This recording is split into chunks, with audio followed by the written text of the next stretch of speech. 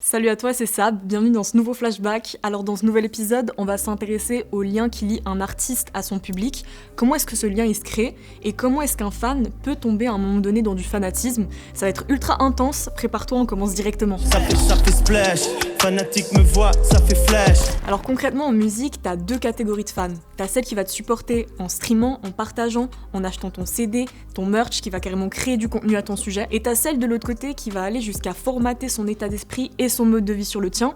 À partir de là, on parle carrément de clone ou de fanatique. Et le phénomène, il date pas d'aujourd'hui. À l'époque des Elvis Presley, des Michael Jackson, des boys bands déjà, t'avais v'là de fans hardcore qui étaient prêts à donner leur vie pour leur star. C'était des crises d'hystérie en live, des évanouissements, des pleurs en plein concert. Limite, on peut se dire que les années 60 étaient pires à ce niveau-là.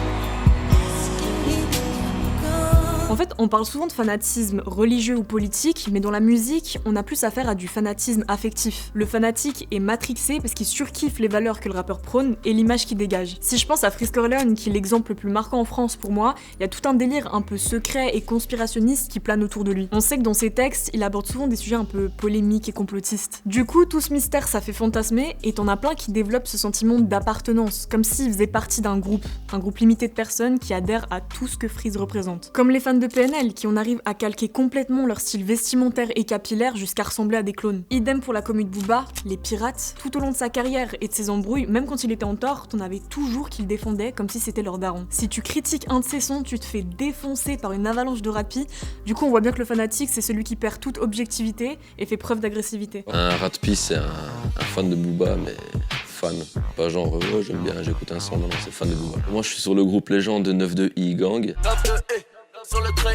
Mais c'est aussi celui qui, dans le cas de Vald ou de Nekfeu, va crier au génie à tout et n'importe quoi sans aucun recul. Le rappeur qui en a le mieux parlé, sans hésitation, c'est Eminem avec le son Stan. Stan, c'est le terme utilisé pour désigner ses fanatiques. Eminem, il évoque les dérives du fanatisme en parlant d'un auditeur qui part beaucoup trop loin dans l'interprétation de ses textes et aussi dans son admiration pour lui. Dear Slim, I wrote you but you still ain't calling. I left my cell, my pager and my home phone at the bottom.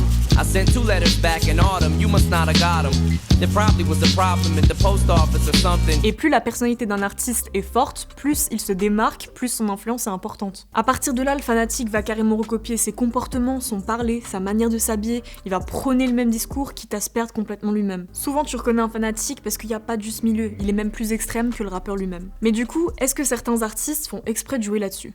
Équipe, j'ai plus de fanatiques, les témoins de Jéhovah. Les artistes l'ont bien évidemment compris et donc tout le monde cherche à créer cette communauté, mais il y a différentes techniques possibles, j'en ai sélectionné 2 exemples. D'abord, il y a ceux qui optent pour une stratégie de proximité avec leur public, comme un Taiki qui va écrire des sons spécifiquement dédiés à ses auditeurs en peine de cœur. Pour nous, je me suis fait du mal, toi, tu n'en as jamais fait autant. Moi, chaque jour, je prouve, oui, je prouve, oui, je prouve. Mais aussi Jul qui va beaucoup être dans l'échange, les attentions auprès de ses fans, notamment sur Insta où tu le vois constamment prendre de leurs nouvelles.